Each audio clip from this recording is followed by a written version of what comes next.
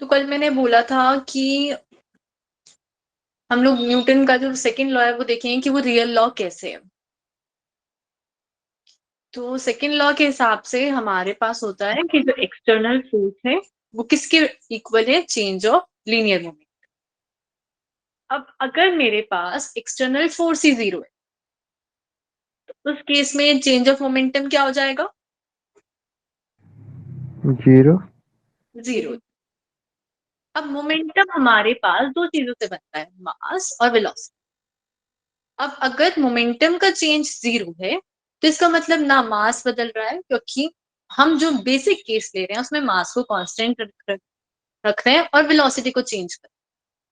अब यहाँ पे अगर मेरे पास ये पूरी टर्म जीरो है तो मास अगर कोई ऑब्जेक्ट है उसका जीरो हो सकता है क्या? किसी ऑब्जेक्ट का मास जीरो हो सकता है? No ma'am. नहीं हो सकता। तो इसका मतलब चेंज ऑफ वेलोसिटी जीरो है। मतलब अगर वो रेस्ट पे था तो रेस्ट पे ही है, किसी स्पीड से चल रहा था तो वो उसी स्पीड पे चलता है। पर ये कंडीशन कब है? जब एक्सटर्नल फोर्स जीरो। हमारा न्यूटन का जो फर्स्ट लॉ है वो यही कहता है ना कि जब तक कि एक्सटर्नल फोर्स अप्लाई ना करें वेलोसिटी या किसी ऑब्जेक्ट की स्टेट चेंज नहीं होगी। क्लियर है सबको? Yes ma'am. Yes ma'am. ऐसे ही अगर हम थर्ड लॉ की बात करें तो मान लेते हैं मेरे पास दो ऑब्जेक्ट्स हैं ए एंड बी। अब सपोज ए बी के ऊपर कुछ फोर्स लगा रहा है तो किसका मोमेंटम चेंज होगा? मैम बी का। बी का। सिमिलरली मान लेते हैं कि बी भी ए पे फोर्स लगा रहा है तो अब ए का मोमेंटम चेंज हो जाएगा।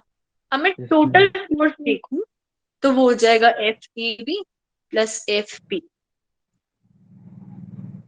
और यहाँ पे दोनों मोमेंटम का चेंज मैंने कॉमन लेके ऐसे लिख दिया।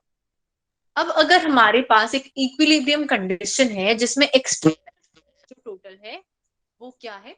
जीरो है। तो उस केस में चेंज ऑफ मोमेंटम क्या होना था? जीरो। जीरो होना था। तो मतलब ये जो टोटल मोमेंटम का चेंज था ये भी जीरो हो जाएगा। और ये इन दो फोर्सेस से मिलके बना था। तो हम ये समझ सकते हैं कि F A B plus F B equals to zero. और यहाँ पे हमारे पास अगर इक्वेट करें तो F A B equals to minus of F B आ। मतलब जो फोर्स ए बी पे लगा रहा है उतना ही फोर्स बी ए पे लगा रहा है, पर अपोजिट डायरेक्शन। क्लियर है सबको ये? Yes ma'am. Yes ma'am. अच्छा, अंशुल आप क्लास में हो? नहीं। मैम एक बार और रिपीट कर देते। अच्छा, हम ये कह रहे थे कि जो न्यूटन का सेकंड लॉ है वो हमारे पास रियल लॉ है। उससे हम फर्स्ट भी प्रूव कर सकते हैं और लास्ट जो थर्ड लॉ है वो भी प्रूव कर सकते हैं।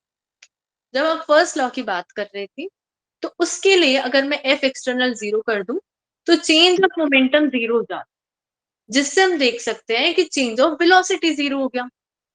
तो इसका मतलब अगर कोई ऑब्जेक्ट रेस्ट पे है तो रेस्ट भी रहेगा, मोशन में है तो मोशन में ही।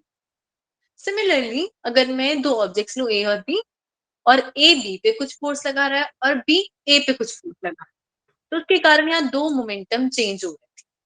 और अगर मैं टोटल फोर्स देखूं तो वो इन दोनों का सम आ रहा था और चेंज ऑफ मोमेंटम भी मैंने कॉमन ले लिया। अब मान लेते गुड हैं evening ma'am. Good evening Anshul. तो हमारे पास मान लेते हैं कि इक्विलिब्रियम सिस्टम है जिसमें एक्सटर्नल फोर्स बाहर से और कोई नहीं लग रहा है, बस ए और बी ही है जो एक दूसरे पे फोर्स लगा। तो ये जो टोटल चेंज ऑफ मोमेंटम हो गया हम उसको जीरो कर सकते हैं। और वो तो इसके भी इक्वल था, तो इसका मतलब F A B plus F B A zero हो गए और ये दोनों इक्वल एंड अपोजिट हो। क्लियर है सबको? Yes ma'am. अंशुल आपको वन ईयर कैलिपर क्लियर हो गया था? मैम रह गया था थोड़ा सा उसमें डाउट, मतलब रीडिंग का लग रहा है, पता मैं रीडिंग देखने का। अच्छा ठीक है, क्लास के बाद एक बार पूछ यस मैम। लें। अब हम यहाँ पे कुछ क्वेश्चंस डिस्कस करते हैं। तो सबसे पहले, how are we able to walk if earth exerts equal and opposite force on everybody? Does this mean Newton का थर्ड लॉ फ्लॉड है? कि न्यूटन कहता है कि हर body equal and opposite force लगाती है तो हम चल कैसे पा रहे हैं? क्या न्यूटन का थर्ड लॉ में कुछ गड़बड़ी है? No ma'am. No ma'am. तो फिर कैसे चल पाते हैं? नॉर्मल फोर्स लगता है मैम। नॉर्मल फोर्स लगता है मतलब? फ्रिक्शन में अपोजिट डायरेक्शन फोर्स देता है। कौन मैम अपोजिट डायरेक्शन? मतलब mg को ना बैलेंस करने के लिए एक नॉर्मल फोर्स लगता है। हाँ, तो वो तो mg नीचे लग रहा है, नॉर्मल फोर्स ऊपर लग रहा है, दोनों बैलेंस हो गए, तो चलेगा क्यों इंसान? वही तो बोल रहा है क्वेश्चन की इक्वल एंड अपोजिट रिएक्शन है। अगर ये इक्वल एंड अपोजिट रिएक्शन नहीं है मतलब न्यूटन का थर्ड लॉ गलत है।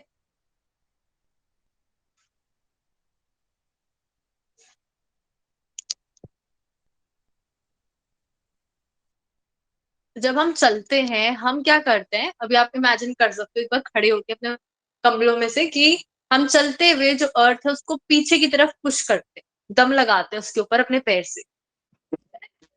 Yes ma'am. तो हमने क्या किया, हमारे पास ये ऑब्जेक्ट है, ये क्या करेगा, बैकवर्ड डायरेक्शन में कुछ फोर्स लगा रहा है ऐसे। ये हमारे पास अर्थ है या फिर आप ग्राउंड कंसिडर कर लो, और इस फोर्स से पीछे की तरफ पुश करना है। अब न्यूटन का लॉ कहता है इक्वल एंड अपोजिट रिएक्शन हमें मिलेगा, तो हमें वो जो रिएक्शन है वो यहाँ पे मिलता है आर। अब इसके अलावा हमारे पास इस आदमी का वेट होगा, वो तो डाउनवर्ड लगेगा, mg। अब अगर मैं यहाँ पे देखूं, मान लेते हैं कि ये फोर्स थीटा एंगल से लग रहा था, तो ये वर्टिकली अपोजिट एंगल हो गए theta. Yes yes ma'am. Ma'am. तो अब अगर इसमें आर को दो पार्ट्स में तोड़ूं तो मेरे पास आएगा एक आर कॉस थीटा और एक आ जाएगा आर साइन थीटा। अब हम ऊपर नीचे तो जा नहीं रहे हैं, तो ये mg और साइन थीटा तो एक दूसरे को बैलेंस कर लेंगे, पर ये जो आर कॉस थीटा से राइट साइड जो जा रहा है उसके पास यहाँ बैलेंस करने के लिए पीछे कुछ भी नहीं। इसीलिए क्या होगा, इस फोर्स के कारण हम आगे की तरफ चल पाएंगे। क्लियर है सबको? Yes ma'am. Yes ma'am. तो न्यूटन का थर्ड लॉ गलत नहीं है, हमने यहाँ पे भी एक्शन रिएक्शन पेयर्स ही लिए हैं, उससे हमें इस कंडीशन पे। फिर हमारे पास सेकंड क्वेश्चन है, why we don't get hurt while falling on a mattress, कि गद्दे पे गिरते हुए हमें चोट क्यों नहीं लगती?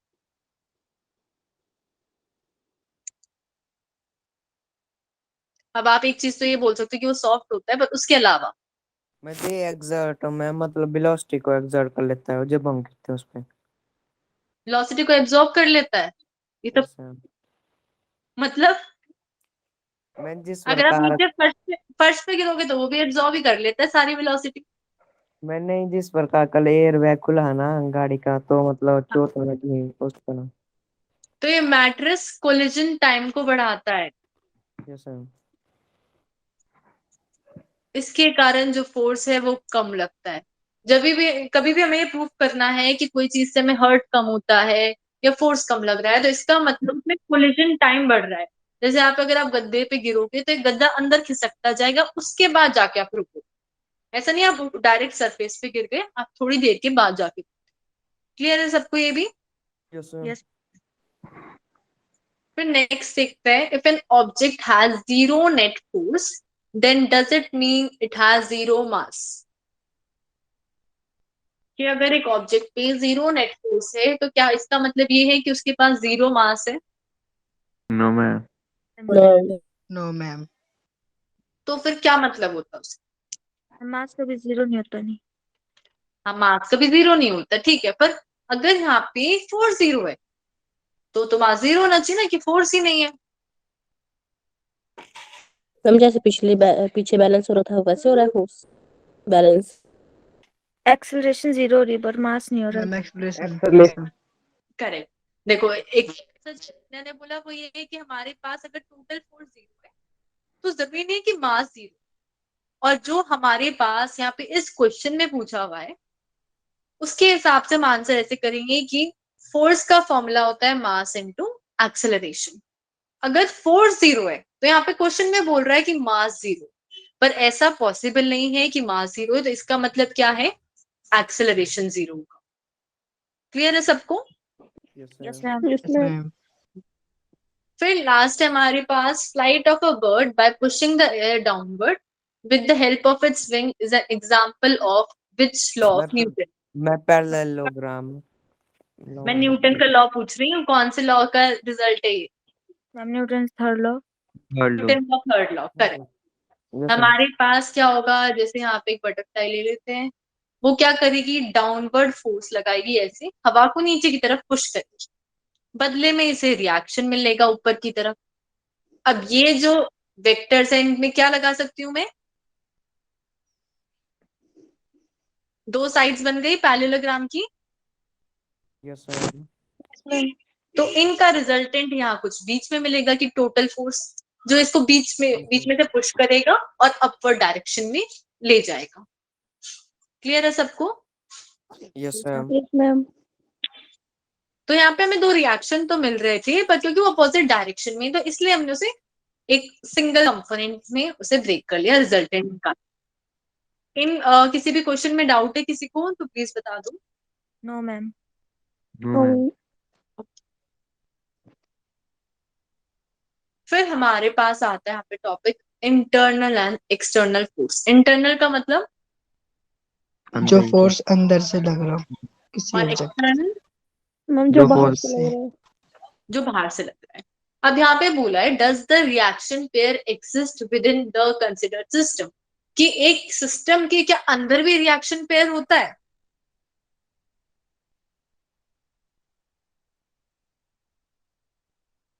तो रिएक्शन पेयर हर Yes, ma'am. जगह होता है, बस जो अंदर वाला है उसको हम कह रहे थे कि इंटरनली फोर्स लग रहा है, और जो बाहर से कोई फोर्स लगता है उसके बदले में जो रिएक्शन होता है उसको हम कह देते हैं एक्सटर्नल फोर्स।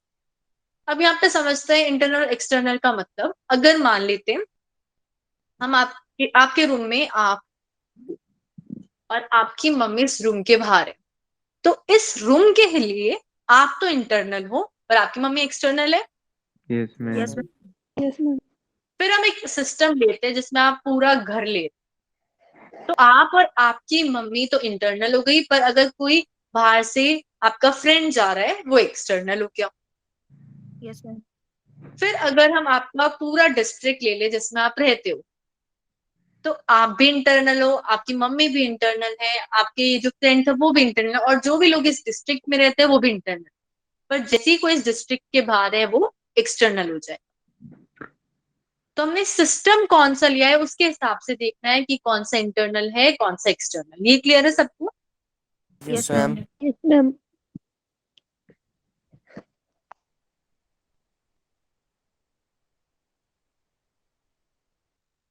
जैसे यहाँ पे हमने एक सिस्टम लिया है, तो इसमें अगर हम देखें तो ये पूरा जो डब्बा बना हुआ है ये है पूरा एक सिस्टम, उसमें दो बॉक्सेस रखे। तो ये जो बॉक्स रखा हुआ है ऑरेंज वाला, ये ब्लू वाले पे कुछ फोर्स लगा रहे हैं, ऐसे ही ये ब्लू वाला भी ऑरेंज पे फोर्स लगा रहा है। पर क्योंकि ये दोनों के दोनों इस सिस्टम और फिर एक्शन रिएक्शन पेयर कर रही है, तो हमारे पास ये कैसे फोर्सेस है, इंटरनल फोर्सेस। ये क्लियर है सबको? Yes ma'am. मैम एक बार बताना। देखो हमारे पास ये पूरा सिस्टम है, जैसे यहाँ पे एक बॉक्स है ये पूरा, उसके अंदर दो डब्बे रखे हुए। अब ये दो डब्बे जब कांटेक्ट में है तो कुछ ना कुछ फोर्स लगाएंगे, ये वाला इस पे लगा रहा है और बदले में हमें इक्वल एंड अपोजिट रिएक्शन मिलता है। पर जिस सिस्टम की हम बात कर रहे थे ये दोनों फोर्स उसी के अंदर लग रहे हैं, तो ये दोनों के दोनों क्या है, इंटरनल है। ये क्लियर है? Yes, Yes, ma'am. ma'am. अब यहाँ पे हम दूसरा सिस्टम लेते हैं जिसमें ये हमारे पास सिस्टम, तो इस केस में ये जो बॉक्स अंदर था ये बाहर वाले पे लगा और ये बाहर वाला अंदर वाले पे लगा। तो इस केस में इंटरनल पेयर नहीं हुए, ये कैसे हुए, एक्सटर्नल हुए, क्योंकि ये जो फोर्स लगा रहा था बाहर वाला बॉक्स वो अंदर नहीं है सिस्टम के, वो बाहर है। ये क्लियर हुआ? Yes ma'am. Yes, ma'am. ऐसे ही अगर ये आदमी, अगर मैं इस पूरे को एक सिस्टम बना दूं और अब ये आदमी इसे पुश कर रहा है, तो ये भी एक्सटर्नल ही फोर्स है, क्योंकि अभी इस पूरे सिस्टम के बाहर हो गया। और अगर मैं इसको इस सिस्टम के अंदर ले लूंगी तो वो इंटरनल पार्ट हो जाएगा। इसमें कोई डाउट है किसी को? No No, ma'am. ma'am. अब हमारे पास आता है फ्री बॉडी डायग्राम। तो प्लीज इसे ध्यान से समझना, क्योंकि हमें जब न्यूमेरिकल्स करना है इस चैप्टर में या कहीं पर भी, इन टॉपिक से रिलेटेड, तो फ्री बॉडी डायग्राम सबसे इंपॉर्टेंट है बनाना। तो हमें इसके लिए क्या करना है, मान लेते हैं कि मेरे पास यहाँ पे एक बॉल रखी और यहाँ पे बहुत दूर एक बैट रखा हुआ है, थोड़ा अजीब सा हो गया हो, हाँ, तो यहाँ पे बहुत दूर एक बैट रखा हुआ है। तो क्या ये बैट इस बॉल पे कोई फोर्स एक्सर्ट कर रहा है? No ma'am. No ma'am. नहीं कर रहा है। पर अब अगर मैं इस बैट को इसके बिल्कुल पास में ले आऊं और यहाँ से कांटेक्ट भी हो रहा है, मतलब ये बॉल ऐसे कांटेक्ट कर रही है, अब फोर्स एक्सर्ट कर रहा है। Yes ma'am. Yes ma'am. तो हमें यहाँ पे पहले तो उस बॉडी को बनाना है जिसके ऊपर हम फोर्सेस की बात करें, और सिर्फ वही चीजें लेनी है आसपास की जो उसके ऊपर फोर्स एक्सर्ट कर सकती है। यहाँ पे कोई भी चीज और पड़ी हुई है दूर सिस्टम में दिख रही है, उससे हमें मतलब नहीं है। अगर वो इसके ऊपर फोर्स कंसिडर नहीं कर रही है तो हम उसे नहीं ले। फिर दूसरी चीज, अगर मान लेते मेरे पास दो बॉल है, तो एक बार हम फोर्सेस देखेंगे जो इस पे लग रहे हैं, जिसको अलग से ड्रॉ करके फिर हम पूरा समझेंगे इसके ऊपर ऊपर से कौन सा लग रहा है, नीचे से कौन सा लग रहा है, लेफ्ट कौन सा लग रहा है, राइट, अच्छा जो भी है सब देख। फिर दूसरी वाली बॉल को लेंगे, उसके ऊपर सारे फोर्सेस बना, फिर हम दोनों को कंबाइन कर सकते हैं कि ठीक है एक बार हमने अलग अलग बना लिए, फिर हम सब सारे जो फोर्सेस हैं वो कंबाइन करके भी बना सकते हैं। पर पहले इजियर करने के लिए हम अलग अलग ले। फिर हमें क्या करनी है, एक्सिस चूज कर। तो अगर मेरे मोस्टली फोर्सेस इस डायरेक्शन में और इस डायरेक्शन में है तो मैं एक्सिस ऐसे लूंगी। पर अगर मेरे पास ऐसा केस है जैसे इंक्लाइंड वाला, जिसमें मोस्टली फोर्स ऐसे लग रहे हैं या ऐसा लग रहा है, और अगर डिस्प्लेसमेंट की बात करें वो भी ऐसे हो रही है, तो हम एक्सिस ऐसे लेंगे। और अगर कोई और कंडीशन होगी तो उसके हिसाब से हम अपनी एक्सिस को चेंज करें।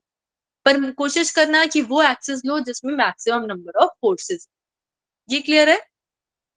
Yes yes ma'am. Ma'am. Yes ma'am. Yes ma'am. तो अब यहाँ पे देखते हैं, हमारे पास यहाँ पे दो ऑब्जेक्ट्स हैं ए और बी। अब इनके ऊपर अगर हमें फोर्सेस देखने हैं तो उनको समझ, पहले यहाँ पे बेसिक समझते हैं कि फोर्सेस कौन कौन से लग रहे हैं। अब आप सोच के बताओ कि क्या क्या लग MG। हाँ, एम जी फोर। एम मैं ए की बी के मान। ऊपर लग रही है, बी की लग रही है सरफेस के ऊपर फोर्स। अच्छा, देखो हमारे पास एक चीज हमेशा याद रहेगी कि वेट हमेशा लगेगा, और नॉर्मल रिएक्शन तब लगता है जब नीचे एक सरफेस, उसके बिना नहीं लगेगी। तो यहाँ पे दोनों के दोनों ऑब्जेक्ट्स एम और एम डैश डाउनवर्ड वेट कुछ टोटल एम जी लगा रहे यस हैं ना। मैम। और हमारे पास अब हमने वेट बना लिया और हमें कुछ ना कुछ रिएक्शन मिल रहा है अपर डायरेक्शन में, नॉर्मल एन। तो ये दोनों हमेशा बना। उसके बाद अगर देखें तो एक्स्ट्रा फोर्स लग रहा है, ये वाला एक्सटर्नल फोर्स है इफेक्ट। अब यहाँ पे जो भी दो ऑब्जेक्ट्स कांटेक्ट में, जैसे ए और बी है, तो ए भी बी पे फोर्स लगा रहा होगा और बदले में बी भी ए पे लगा रहा होगा, ऐसे ही हो रहा होगा। Yes ma'am. Yes ma'am. तो अगर मैं इस वाले नॉर्मल रिएक्शन को उसी के साथ क्लब कर दूं, जोड़ के लिख दूं, तो मैंने एन लिख दिया। और यहाँ पे डाउनवर्ड है हमारे पास, ये क्या है, फोर्स जो ए लगा रहा है बी पे। अब ये आप अपनी मर्जी से या फिर क्वेश्चन में मेंशन होगा उस हिसाब से ले सकते हैं, या आप एन ए भी ले सकते हैं, एन बी ए भी ले सकते हैं।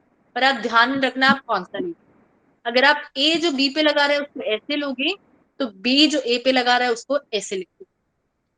अगर क्वेश्चन में मेंशन है कि हमारे पास एन बी ए है, जो ए फोर्स बी पे लगा रहा है, तो आप इसी जो सिंबल है उसको यूज करके सॉल्व करोगे। ये क्लियर है सबको? Yes ma'am.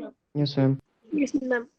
तो इसमें कोई रूल नहीं है कि आपको कौन सा लिखना है पहले, पर आप डायग्राम से देख के भी समझ सकते हैं ये डाउनवर्ड है, तो इसका मतलब तो ये आ रहा है बी। तो अब अगर हम यहाँ पे देखें तो हमारे पास मैक्सिमम फोर्सेस कौन सा है, ये जो परपेंडिकुलर डायरेक्शन में है और हॉरिजॉन्टल वाली एन है यहाँ पे, ये डाउनवर्ड रिएक्शन आ रहा है, ये एम जी आ रहा है, ये फोर्स आ रहा है। तो हमने इस केस में अपनी एक्सिस जो नॉर्मल वाली थी वो ही रखी। अदरवाइज क्या हो रहा था, अगर मैं टेढ़ी रखती तो उसका कोई फायदा नहीं था, सबको रिजॉल्व करना, इसलिए नॉर्मल वाली ही एक्सिस रखी। ये क्लियर है सबको? Yes ma'am. Yes ma'am. अब यहाँ पे हमारे पास क्या है, दो बॉडीज है A and B of mass small m and capital M are respectively pushed by a force F vector towards the positive x direction। कि इन दोनों पे एक फोर्स लग रहा है F और जो इन्हें पुश कर रहा है पॉजिटिव x की तरफ। अब हमें बताना है यहाँ पे फ्री बॉडी डायग्राम दोनों ब्लॉक्स का। तो फिर से समझते हैं फ्री बॉडी डायग्राम के लिए। हमारे पास यहाँ पे एक बार एक को लेंगे, एक बार दूसरे को लेंगे। तो सबसे पहले ए पे बताओ कौन कौन से फोर्स लग mg mg लग रहा है ना, स्मॉल mg। ठीक है, normal force reaction. Normal force लग रहा है, n1 लगा दिया। फ्रिक्शन भी लग रहा है। फ्रिक्शन भी लग रहा है, अभी हम फ्रिक्शन को नहीं ले रहे, अभी फ्रिक्शन टॉपिक नहीं पढ़ा, हम बेसिक फोर्स ले रहे हैं।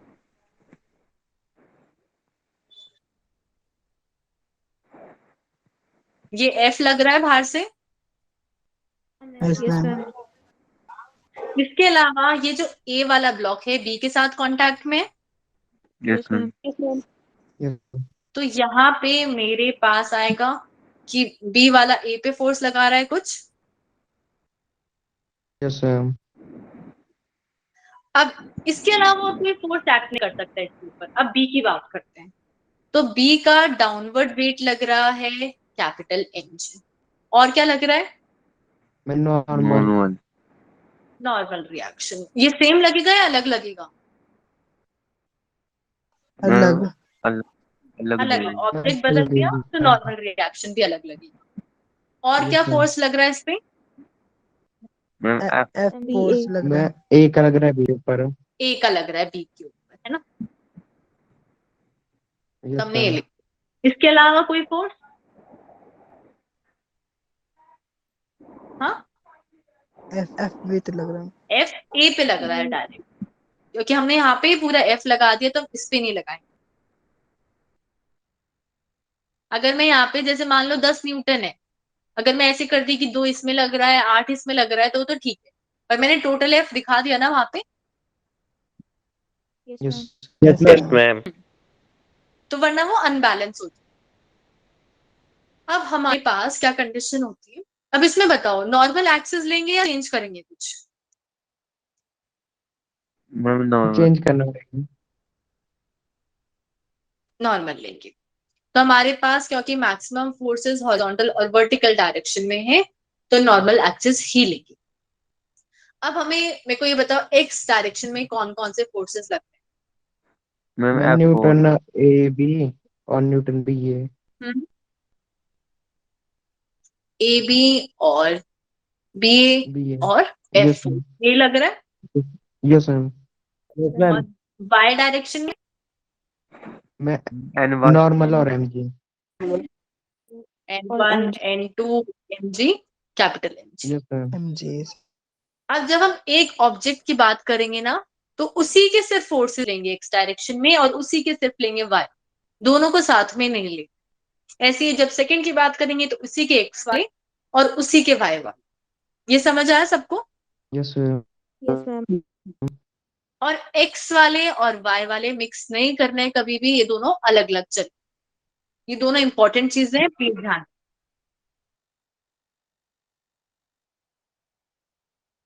अब यहाँ पे हमारे पास है a block of mass m is placed on a wedge which is fixed to the ground as shown in the figure. Draw the free body diagram of the block. यहाँ पे एक मास m है, वो इंक्लाइंड सरफेस पे है और angle है theta. और अब हमारे पास हाँ कौन कौन से फोर्सेस लगेंगे अब आप?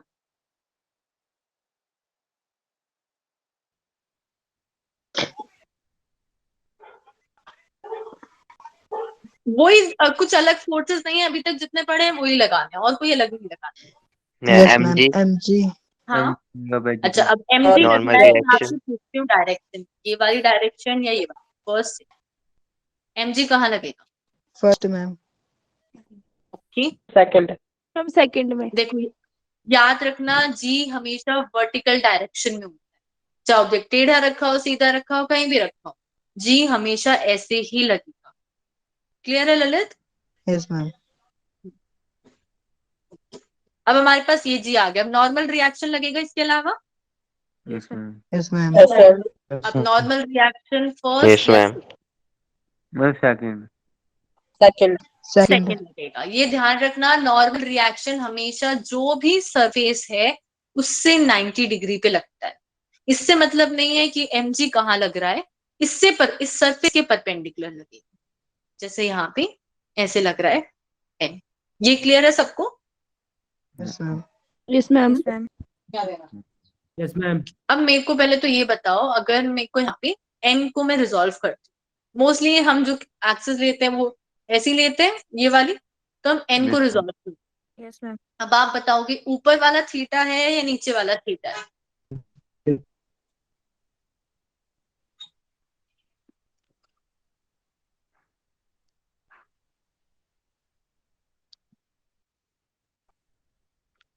ऊपर वाला। एक ऑप्शन आया ऊपर वाला।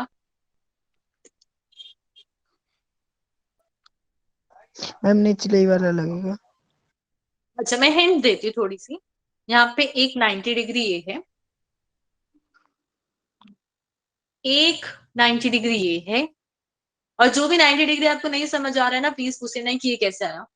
और एक 90 डिग्री ये है, 3 90 डिग्री बन रहे हैं। अब सोचो।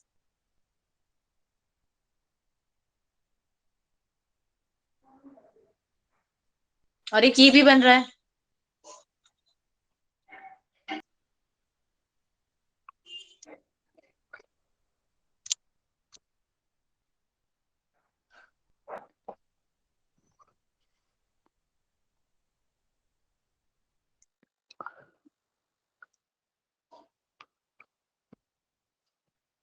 कहाँ पे लग रहा है? कैलकुलेट किया सबने? छोटे छोटे स्टेप से स्टार्ट करो। पहले ये वाला ट्रायंगल ले लो एक, बस। उसके बाद अगले एंगल पे चलो। चलो सब लोग साथ में करते हैं। यहाँ पे ये थीटा है, ये 90 है, तो ये वाला एंगल क्या होगा? थीटा -90। थीटा -90 या 90 minus theta? 90 minus 90 theta. minus theta. ये हो गया 90 माइनस थीटा। अगर ये 90 माइनस थीटा है तो ये वाला कितना है? 90 plus. थीटा। थीटा। हाँ, थीटा हो गया, क्योंकि ये हमारे पास 90 डिग्री है। ये 90 डिग्री कैसे बनाया? ये हमने एक्स और वाई एक्सिस या फिर हॉरिजॉन्टल और वर्टिकल लिया, उनके बीच में एंगल हमेशा 90। फिर ये जो नॉर्मल है ये सरफेस के ही परपेंडिकुलर है, तो उससे हमारे पास ये भी 90 डिग्री आ। तो उसके हिसाब से ये वाला एंगल कितना होगा?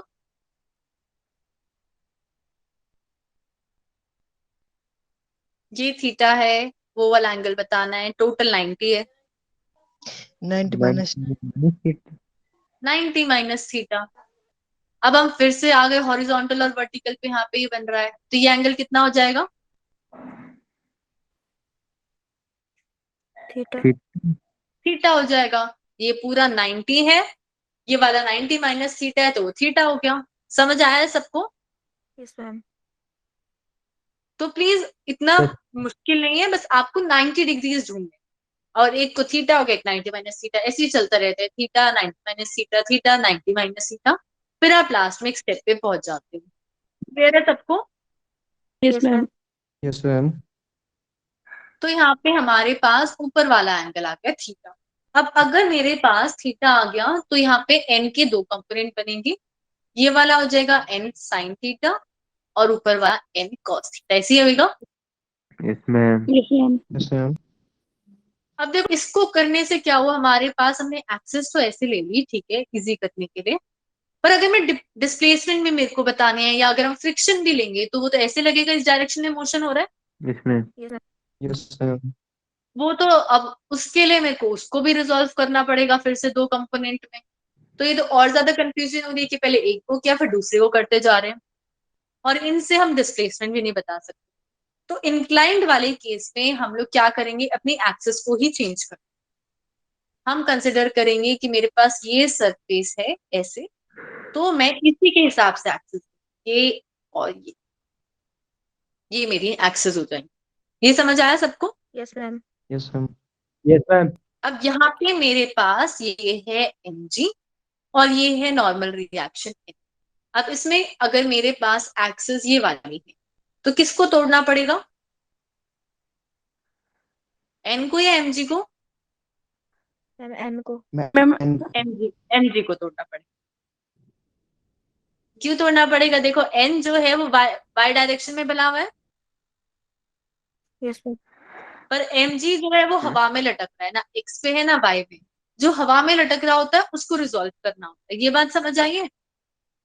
Yes ma'am. Yes, ma'am. Yes ma'am. जो एक्सिस पे बना हुआ है उसको टच नहीं करना है, उसके अलावा जो भी है उसको रिजॉल्व करते जाओ। तो यहाँ पे मैं फिर से आपसे पूछती हूँ, ये थीटा है तो थीटा कौन सा होगा, ये वाला या ये वाला, राइट या लेफ्ट? Ma'am left. लेफ्ट वाला होगा। इसके लिए आप ये भी ध्यान रख सकते हो, मेरे पास यहाँ पे ट्राइंगल है, ये वाला थीटा है ना, तो इसी ट्राइंगल में दूसरा एंगल थीटा नहीं होगा, जो दूसरे वाला बच गया वो थीटा हो जाए। इंक्लाइंड सरफेस में तो आप ऐसे कर सकते हो, फटाफट हो जाए। समझ आया सबको ये? Yes ma'am. Yes ma'am. Yes ma'am. Ma'am तो हमारे पास ये वाला एंगल आ गया थीटा। तो mg के दो कंपोनेंट्स आएंगे, जो mg x को के अलॉन्ग है उसकी वैल्यू क्या होगी, mg को ma'am cos theta. mg x कोस वाला पूछ रही हूँ मैं, Cos. कोस x sin इधर theta. लग रहा है, sine theta. mg sin theta, और y वाला mg को mg cos theta. mg cos theta, और उसके परपेंडिकुलर है n। ये क्लियर है सबको? Yes ma'am. अब आप देख भी सकते हो ये जो नॉर्मल रिएक्शन है n, वो mg cos थीटा को तो बैलेंस कर देगा, पर ये एक एक्स्ट्रा फोर्स बच गया mg sin थीटा नीचे की तरफ। और हम वैसे भी देखते हैं, अगर हम इंक्लाइंड सरफेस पे एक ब्लॉक को रखेंगे वो नीचे गिरता है, यस यस मैम। तो यहाँ पे नीचे की तरफ फोर्स है।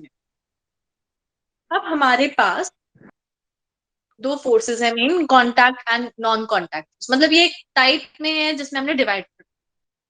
अब कॉन्टैक्ट का मतलब, जब कोई दो फोर्सेस आपस में कांटेक्ट करती है, मतलब इकट्ठी लगती है दोनों। नहीं, कॉन्टैक्ट का जो मतलब है दो अगर ऑब्जेक्ट मेरे के पास, ऊपर लगती है। दो ऑब्जेक्ट के। नहीं, अगर मेरे पास यहाँ पे ये बैट और बॉल है, ये दूर रखे हुए हैं, क्या ये बॉल मूव करेगी या बैट कुछ कर सकता है? Ma'am no ma'am. No ma'am. पर अगर आप इस बैट को इस बॉल के पास ले आओ तो ये फोर्स एक्सर्ट करेगा। Yes ma'am. Yes ma'am. Yes ma'am. तो अगर ये बैट इस बॉल पे फोर्स एक्सर्ट करे तो उसके लिए इन दोनों का कांटेक्ट होना बहुत जरूरी है। और अगर ये दूर रखते हैं कहीं तो कुछ भी करते रहो, कांटेक्ट नहीं होगा, कितने कुछ भी हो रहा है। तो वो जो फोर्सेस है जो अगर दो ऑब्जेक्ट के बीच में, किसी भी चीज के बीच में एक्ट कर रहे हैं, वो तभी पॉसिबल है जब उनके बीच में कुछ कांटेक्ट हो। उन फोर्सेस को कहते हैं कांटेक्ट फोर्सेस। और वो फोर्सेस जो बिना कांटेक्ट के भी, कि एक चीज यहाँ पे और दूसरी चीज यहाँ पे फिर भी वो फोर्स लगा पा रही है, तो उसको कहेंगे नॉन कांटेक्ट फोर्सेस। ये समझ आया सबको? Yes ma'am. Yes, ma'am. तो कोई कांटेक्ट फोर्स आपको पता है example? Friction force. Frictional force, correct. कि हमारे पास अगर आप यहाँ पे खड़े हो और इस बॉल को अपने हाथ में लेके चल, और यहाँ पे रोड है, तो आपसे कुछ भी कितना भी फ्रिक्शन है इस रोड का, ये बॉल कोई कंट्रोल नहीं कर सकता, इस पे फ्रिक्शन नहीं लगा सकता। पर जैसे ये बॉल यहाँ पे फ्लोर पे मूव कर रही है, ये धीरे धीरे क्या करेगा, ये जो ग्राउंड है, फ्लोर है, जो भी चीज है, वो इस बॉल को रोक देगी। पर वो तभी रोक सकती है जब उसके साथ कांटेक्ट में हो। हवा में है तो वो फोर्स नहीं लगा सकती। तो हमारे पास सबसे पहले है फ्रिक्शन फोर्स। और फ्रिक्शनल फोर्स क्या चाहता है कि अगर हम इस डायरेक्शन में मूव कर रहे हैं तो ये हमें चाहता है रोकना, तो वो उसकी अपोजिट डायरेक्शन में हमेशा काम करता है। और ये तभी काम होगा जब यहाँ पे दो ऑब्जेक्ट्स का कांटेक्ट है। ये क्लियर है सबको? Yes yes ma'am. Ma'am. Yes, ma'am. फिर हमारे पास आता है नॉर्मल फोर्स, और यहाँ पे वेट है। तो एक तो हमारे पास जो वेट है हम लोग नॉर्मली एक्सर्ट करते हैं वो। दूसरा, अगर हम वेट की बात करें तो मान लेते हैं कि आप और आपका भाई है, ठीक है, आप दोनों बैठे हुए हो, अगर वो साइड में खड़ा हुआ है तो आपको कोई उसका वेट फील होगा, नो मैम। No, ma'am. है ना? पर अगर वो आपकी गोदी में आके बैठ जाए तो आपको पता चलेगा कि वो कितना भारी है ना? Yes ma'am. Yes, ma'am. तो उसके लिए भी, उस वेट को एग्जर्ट करने के लिए भी हमारे पास उन दो ऑब्जेक्ट्स में कांटेक्ट होना जरूरी है। और जैसे ही वो कांटेक्ट हुआ हमें वेट मिल गया। वो वेट कौन सा है? जो इस ऑब्जेक्ट पे हम लगा रहे हैं।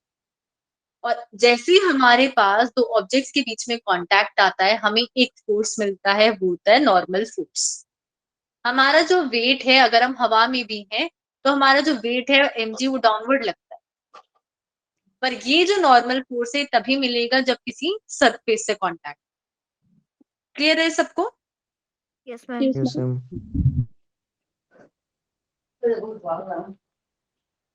अब हमारे पास ये नेक्स्ट कौन सा फोर्स है? Thrust. अब थ्रस्ट बायएंड फोर्स है यहाँ पे, यस मैम। जिसमें हमारे पास कोई ऑब्जेक्ट अगर मैं फ्लूइड में रखूं तो वो एक ऊपर की तरफ फोर्स एक्सपीरियंस करता है।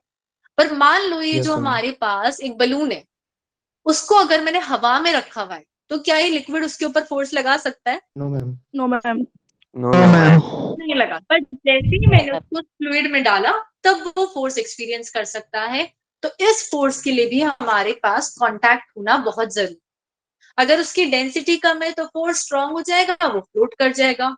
अगर डेंसिटी ज्यादा है तो सिंक कर जाएगा। क्लियर है सबको? Yes ma'am. Yes, ma'am. Yes ma'am. फिर लास्ट हमारे पास एक और आता है, वो होता है टेंशन। तो टेंशन यहाँ पे वो नहीं है जो मैं अभी आपको दे रही हूँ पढ़ा के। टेंशन का मतलब है जब हम कोई भी रस्सी लेते हैं, कहीं पे स्ट्रिंग लेते हैं, तो वो एक फोर्स एक्सर्ट करती है, उसको बोलते हैं टेंशन। तो उसके लिए भी हमारे पास कांटेक्ट होना बहुत जरूरी है। अगर एक रस्सी मान लो आपके घर पे ऐसी पड़ी हुई है, उसको आप ना छेड़ रहे हो ना उसमें आपने कोई चीज बांध रखी है, तो क्या उसके ऊपर कोई फोर्स लग रहा है? No, ma'am. No, ma'am. नहीं। मैम। पर जैसे ही आपने क्या किया, उससे एक ऑब्जेक्ट लटका दिया, तो अब क्या है, उसके साथ कांटेक्ट बन गया और अब हमारे पास टेंशन एक्सर्ट हो। ये क्लियर है सबको? ma'am. Yeah, Bob Yes, के ma'am. केस में होता है. क्या बोल रहे हो? हाँ, जैसे बॉब के केस में होता है, बिल्कुल कर पेंडुलम। अब यहाँ पे हम फिर से समझते हैं कांटेक्ट फोर्सेस को। तो यहाँ पे अगर मैं एक सिंगल ऑब्जेक्ट लूं तो उसके ऊपर जो परपेंडिकुलर डायरेक्शन है उसमें तो ये नॉर्मल फोर्स लग रहा था, और जो पैरेलल वाली है, या ये ध्यान रखना, फ्रिक्शन हमेशा कोई भी ऑब्जेक्ट उससे परपेंडिकुलर नहीं लगता है, ऐसे पैरेलली लगता है उसकी सरफेस, टेंजेंशियली कहते हैं जिसे। तो इस डायरेक्शन में मेरे पास ये फ्रिक्शन फोर्स लगता है। अब ये दोनों अगर मेरे पास, जब कोई भी दो वेक्टर होते थे ऐसे, तो मैं इनको रिजोल्व करके एक बना सकती थी ऐसे वेक्टर। Yes, ma'am. तो वो वेक्टर आ गया मेरे पास आर, जो यहाँ पे टोटल कांटेक्ट फोर्स रिप्रेजेंट कर रहा है। इन दोनों का एक तरीके से रिजल्टेंट। कौन से दो कंपोनेंट्स? एक जो पैरेलली लग रहा था और एक जो परपेंडिकुलर टू द सरफेस लग। क्लियर है सबको? Yes, ma'am. Yes ma'am.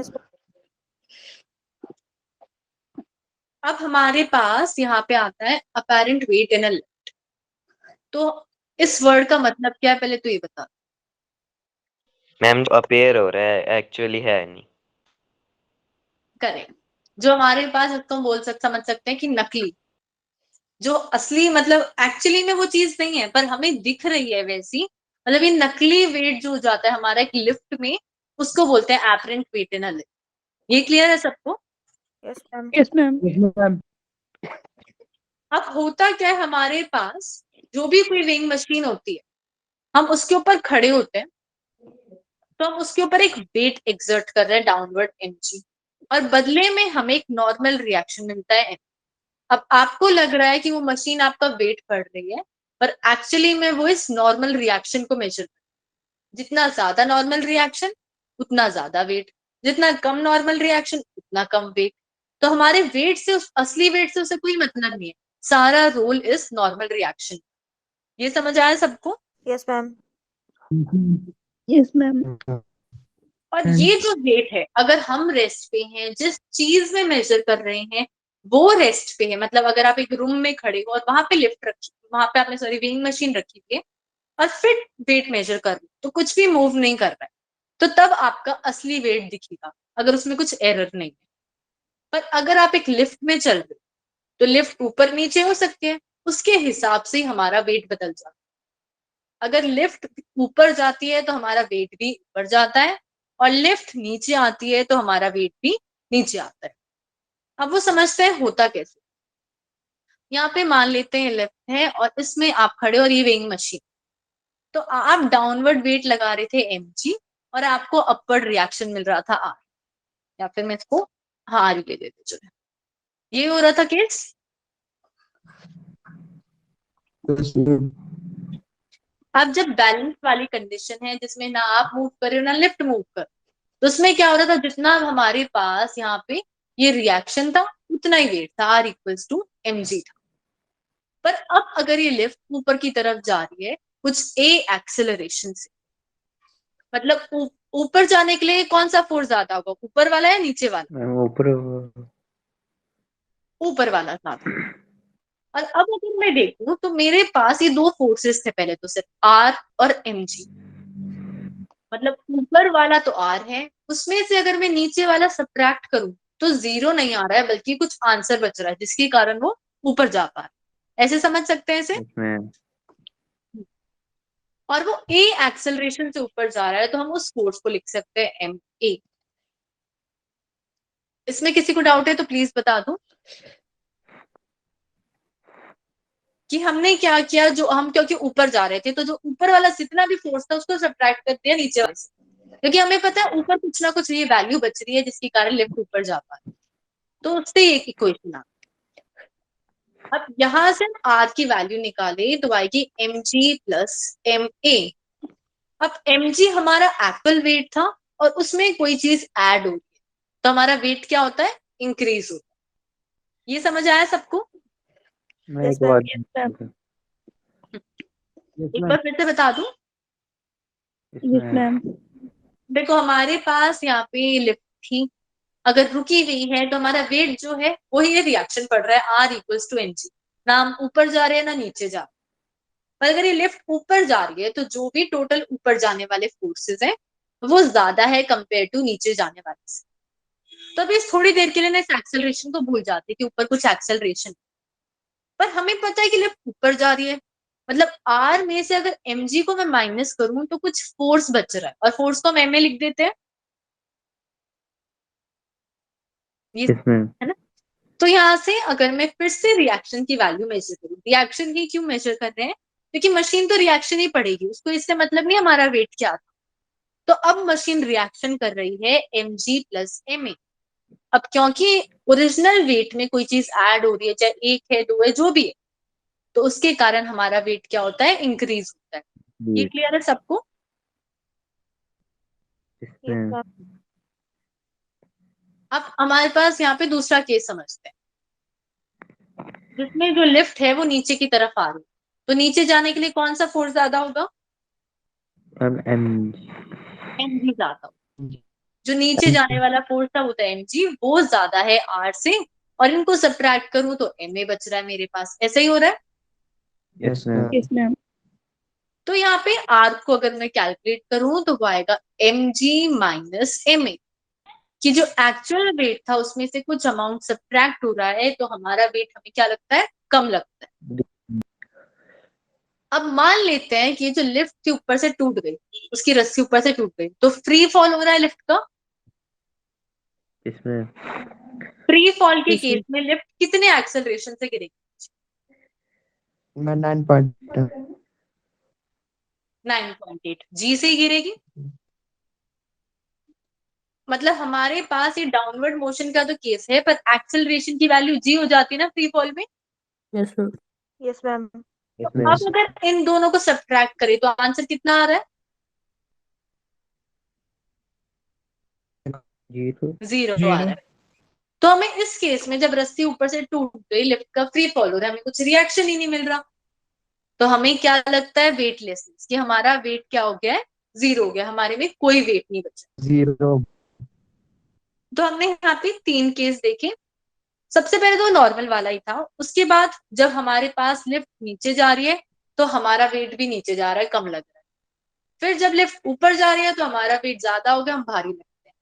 पर जब ऊपर से लिफ्ट टूटी गई तो मैक्सिमम एक्सेलरेशन से गिर रही है, और उस केस में जो रिएक्शन है वो हमें 0 मिल रहा है। क्लियर है सबको? Yes Yes, ma'am. sir. बस ये ध्यान रखना है, ऊपर जाते हुए ऊपर वाला जो रिएक्शन था उसमें से डाउनवर्ड वाला माइनस कर दो, ये आ जाएगा एमए। और इसमें नीचे वाले में से ऊपर वाला माइनस कर दो, फिर भी एमए आ जाएगा।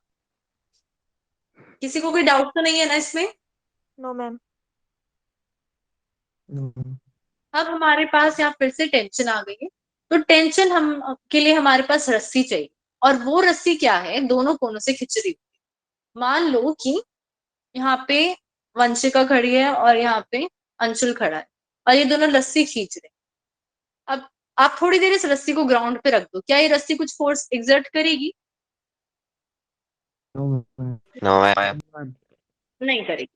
पर जैसे आप इसे खींचने लग गए, अभी रस्सी टूटना नहीं चाहती, तो ये क्या करेगी, अगर आप इस तरफ खींच रहे हो तो इस डायरेक्शन में फोर्स लगाएगी कि नहीं भाई मैं बंधी रहूं, मैं ना टूटूं।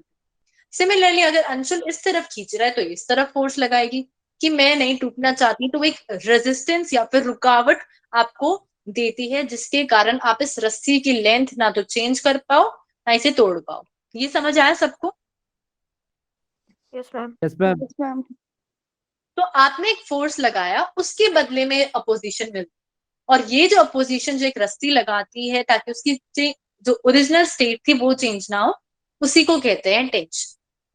अब यहाँ पे दो टर्म्स हैं कि it is always pulling in nature, कि आप जहां से खींच रहे हो उसकी अपोजिट डायरेक्शन में वो क्या चाहिए, किसे पुल करना, कि अपने पास खींचना। आप इधर खींचने की कोशिश कर रहे थे, बट टेंशन इसको वापस अपनी तरफ खींचना चाहती। दूसरी चीज, always acts away from the tight ends, जिस जगह से बंधा हुआ था, जैसे यहाँ पे अंशुल इस तरफ खींच रहा है, उससे अवे मतलब, अवे का मतलब क्या होता है? दूर, दूसरी तरफ। दूसरी तरफ। तो ये ध्यान रखना, अगर मेरे पास यहाँ पे कोई भी ऑब्जेक्ट ए और मैं लिख रही हूं अवे फ्रॉम ए, तो उसका मतलब है इस तरफ। और अगर मैं लिख रही हूं टुवर्ड्स ए, तो उसका मतलब है इस तरफ। तो यहाँ पे जिस जगह हम खींच रहे थे, जहां से रस्सी बंधी हुई, उसके अपोजिट डायरेक्शन में ये टेंशन लगी। ये क्लियर है सबको? Yes ma'am. Yes, sir. Yes ma'am. जब हम न्यूमेरिकल्स करेंगे तब ज्यादा क्लियर होगा कि इसे बनाना कैसे। अब हमारे पास यहाँ नॉन कॉन्टैक्ट फोर्सेस आ गए, जिसमें हमें कॉन्टैक्ट करने की जरूरत नहीं है, उसके बिना भी फोर्स एक्सर्ट कर सकते हैं। जैसे जो ग्रेविटी है, अगर आप कोई भी ऑब्जेक्ट ले लो, हवा में है नीचे है उससे फर्क नहीं पड़ता, ग्रेविटी उस हर ऑब्जेक्ट को नीचे गिराती। तो अर्थ से हम कॉन्टैक्ट भी नहीं बना रहे, जैसे बॉल जो हवा में थी वो भी नीचे गिर रही है अर्थ की। तो ये बिना कॉन्टैक्ट के जो फोर्स लग रहा है वो कौन सा फोर्स है? ग्रेविटेशनल फोर्स, जिसमें एक मास दूसरे मास को अट्रैक्ट कर पाता है, चाहे उनके बीच में कितना भी डिस्टेंस। इसका फॉर्मूला क्या होता है? 6.30 Equal to GMM upon R square. GMM upon R square. और यहाँ पे ये जो डिस्टेंस होता है, ये हम ना दो ऑब्जेक्ट के सेंटर से मेजर करते हैं। यहाँ पे जो भी दो ऑब्जेक्ट थे जो फोर्स लगा रहे हैं, उनके सेंटर से डिस्टेंस है r। इसीलिए ऐसे फोर्स को हम सेंट्रल फोर्स कहते हैं, क्योंकि ये जो फोर्स है ये डिपेंड कर रहा है उस सेंटर से मेजर करे हुए डिस्टेंस पे। ये क्लियर है सबको? Yes ma'am. Yes ma'am. फिर हमारे पास मैग्नेटिक फोर्स है। अब जैसे यहाँ पे दो लाइक पोल्स है, साउथ और साउथ, वो एक दूसरे को रिपेल कर रहे हैं, तो एक बिल्कुल पास भी नहीं पहुंचा है फिर भी वो उससे दूर भागेगा। तो इसमें भी बिना कांटेक्ट के हम फोर्स एक्सर्ट कर पा रहे हैं। ऐसे अगर मैं नॉर्थ और साउथ पोल को करूं, तो अगर वो दूर भी है तो भी इसके पास खींचा चला है। फिर हमारे पास होता है इलेक्ट्रोस्टैटिक फोर्स, तो ये चार्जेस के बीच में लगता है। यहाँ पे भी वही चीज है, अगर दो अपोजिट चार्ज है तो वो अट्रैक्ट करेंगे, और दो लाइक चार्ज हैं तो वो क्या करेंगे? रिपेल Balance करेंगे. करेंगे। फिर हमारे पास आता है न्यूक्लियर फोर्स। तो न्यूक्लियस में जो चीजें होती है उन पे लगता है। क्या क्या होता है न्यूक्लियस में? इलेक्ट्रॉन प्रोटॉन प्रोटॉन प्रोटॉन और न्यूट्रॉन। इलेक्ट्रॉन कब से होने लगा न्यूक्लियस में? मैम न्यूक्लियस में न्यूट्रॉन मैम, उसमें सिर्फ प्रोटॉन और न्यूट्रॉन। हाँ, एटम में होता है अंशुल। तो प्रोटॉन और न्यूट्रॉन हमारे पास यहाँ पे इस न्यूक्लियस में। अब आप सोचो, मैंने अभी बोला कि लाइक चार्ज रिपेल करेंगे, तो प्रोटॉन भी पॉजिटिव और ये भी प्रोटॉन पॉजिटिव, तो इन दोनों में रिपल्शन होना चाहिए। पर उसके बावजूद भी इस छोटी सी जगह में वो रुक पाता है, इस प्रोटॉन के होने के बावजूद वो रिपेल नहीं कर रहा है। वो फोर्स कौन सा है जिसे बांध के रखता है? वो है न्यूक्लियर फोर्स। और इस न्यूक्लियर फोर्स को ये मतलब नहीं है कि मेरे पास 2 प्रोटॉन है या 2 न्यूट्रॉन है या 1 प्रोटॉन 1 न्यूट्रॉन है। ये सब पे क्या करता है? बराबर फोर्स लगता है। ये समझ आया सबको? Yes ma'am. यस मैम अब इनमें से सबसे स्ट्रॉन्गेस्ट कौन सा है? न्यूक्लियन वाला न्यूक्लियर फोर्स न्यूक्लियर फोर्स सबसे स्ट्रॉन्गेस्ट है और ग्रेविटेशनल सबसे कमजोर। पर वीनस एक और चीज, न्यूक्लियर फोर्स सिर्फ एक न्यूक्लियस में लग पाता है और वो पूरे न्यूक्लियस में भी नहीं लगता, न्यूक्लियस की भी छोटी सी जगह में लग पाता है। पर अगर हम बात करें ग्रेविटेशनल फोर्स, तो उसको मतलब नहीं है चाहे आप यहाँ पे अर्थ से 1000 किलोमीटर ऊपर चले जाओ, फिर भी वो एक फोर्स उसके ऊपर एक्सर्ट करे। तो ये जो है ये लॉन्ग रेंज हो जाते हैं कि ये काफी दूर तक के ऑब्जेक्ट्स पे भी एक्सर्ट करता है, पर ये जो है सिर्फ पास वाले ऑब्जेक्ट पे एक्सर्ट करता है। ये clear है सबको? यस मैम फिर हमारे पास आता है कॉन्करेंट फोर्सेस। तो कॉन्करेंट फोर्सेस, कॉन्करेंट वेक्टर, ऐसी कोई भी चीज है, तो उसका मतलब क्या है? अगर मेरे पास यहाँ पे ऑब्जेक्ट है ए और इसके ऊपर कुछ फोर्स ए लग रहा है, मतलब मल्टीपल फोर्सेस लग रहे हैं।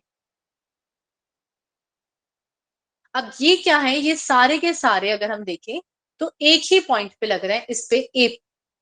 तो ऐसे फोर्सेस जो एक पॉइंट पे लगते हैं किसी पर्टिकुलर बॉडी में, उसको कहते हैं कॉन्करेंट फोर्सेस। अब ऐसा नहीं है कि अगर आप ये स्क्वायर बनाओगे और 2 फोर्स यहाँ लग रहे हैं, एक फोर्स यहाँ लग रहा है, तो ये कॉन्करेंट नहीं है।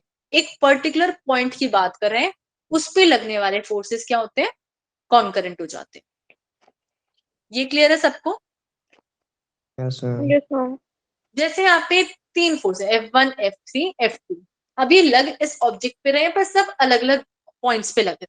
पर अगर यहाँ पे मैं इस पूरे को ही एक पॉइंट मान लूं कि ये एक सिंगल पॉइंट ही है, तो यहाँ पे ये तीनों भी कॉन्करेंट फोर्स हो।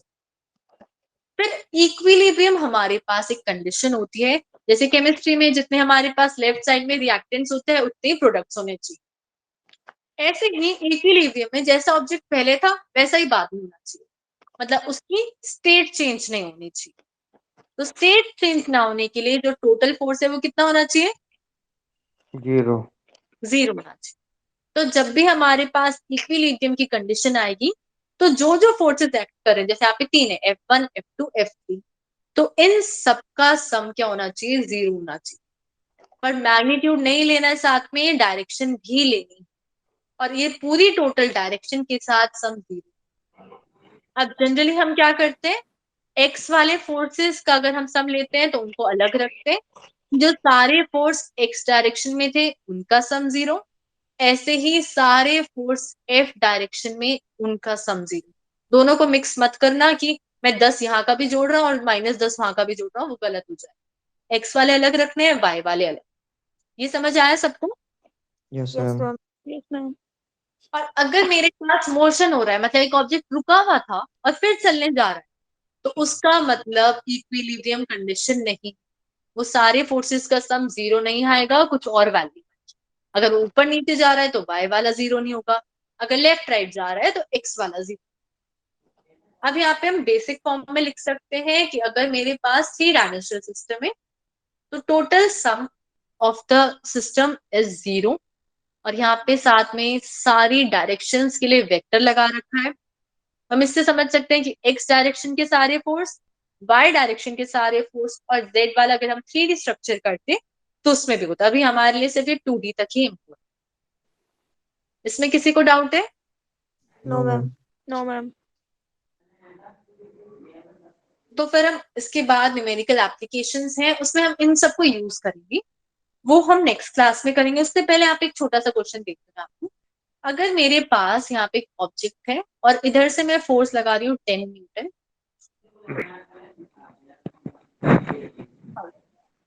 तो आपको इस एक्स की वैल्यू बता, इक्विलिब्रियम की कंडीशन। हम 2 2 5 2 10। yes देखो इक्विलिब्रियम में क्या करना है, हमें एक पर्टिकुलर डायरेक्शन के सारे फोर्सेस को जोड़ के जीरो करना। तो जब फोर्सेस लोगे तो डायरेक्शन लेनी है, तो मान लेते हैं कि राइट वाला पॉजिटिव, लेफ्ट वाला नेगेटिव। तो ये 10 वाला पॉजिटिव डायरेक्शन में जा रहा है तो प्लस का 10, और इसमें मैं दूसरा फोर्स भी ऐड करूंगी पर वो अपोजिट डायरेक्शन में जा रहा है, नेगेटिव वाले, तो -5x और इसको इक्वल टू 0 ऐसे ही करना है। मैंने क्या किया, ये एक डायरेक्शन थी, इस डायरेक्शन के सारे फोर्सेस को ऐड करा, पर ऐड करते हुए हमें वेक्टर ऐड करना है तो डायरेक्शंस लेनी पड़ेगी, पॉजिटिव वाले पॉजिटिव रहेंगे, नेगेटिव वाले नेगेटिव हो जाएंगे। ये समझ आया ना सबको? Yes ma'am. Yes ma'am. Yes ma'am. तो यहां से हमारे पास x की वैल्यू आ जाएगी 2। क्लियर है सबको? Yes ma'am. Yes ma'am. अगर आप इन दोनों को पॉजिटिव रखते तो ये क्वेश्चन कभी सॉल्व नहीं कर पाते। आप कहते कि भाई x की वैल्यू तो यहाँ पे -2 आ रही और आपके ऑप्शन से मैच नहीं करता, ये ऑप्शन होता तो वो गलत हो जाता। तो ये ध्यान से रखना है कि डायरेक्शन साथ में कंसिडर करें। किसी को और कोई डाउट है अभी? No ma'am. No ma'am. No ma'am. Anshul अब आप बोलो, आपको क्या डाउट था? अंशुल ही चला गया। मैम जो वर्नियर कैलिपर है ना मैं उसकी रीडिंग बता दो आप, मतलब कैसे करते हैं, मतलब शुरू और मतलब कहाँ तक है? वर्नियर कैलिपर में सबसे पहले देखना है जीरो के ऊपर जीरो मैच कर रहा है या नहीं। अगर नहीं यस कर मैम। रहा है तो आपको देखना है कि कौन से नंबर वाली लाइन मैच कर। मान लेते हैं 15 वाली लाइन मैच कर, यस मैम। तो 15 वाली को आप लीस्ट काउंट से मल्टीप्लाई करोगे और ये यस मेरे मैम। पास क्या है, एरर वैल्यू। Yes ma'am. ठीक है, इसको हम प्लस भी कर सकते हैं, माइनस भी कर सकते हैं। फिर हमने यहाँ पे एक ऑब्जेक्ट रख दिया, उसके बाद ऑब्जेक्ट रखने के बाद कुछ मेन स्केल की रीडिंग आएगी, वो तो लेनी आती होगी आपको। मैम मेन क्या जाती है मैम? मैं हाँ, जाती है मेन की। मेन मैं क्या जाती आती है है? मेन की। तो मेन स्केल की मान लेते हैं 5 आ गई हमारे पास। उसके बाद यस मेन मैम। जब वो चीज लगी हुई है उसी के साथ हमें देखना है कि कौन सी लाइन अब मैच कर। मान यस मैम। लेते हैं कि इस बार हमारी 6th लाइन मैच कर, तो इसको लीस्ट काउंट से मल्टीप्लाई कर, फिर ये वैल्यू आएगी। तो जब हम रीडिंग लेंगे तो हमें क्या करना है, मेन स्केल वाली में हमें ये जो वर्नियर स्केल वाली है ये तो ऐड करनी ही है, पर उसके साथ हमें क्या देखना है, ये जो एरर है वो पॉजिटिव है या नेगेटिव।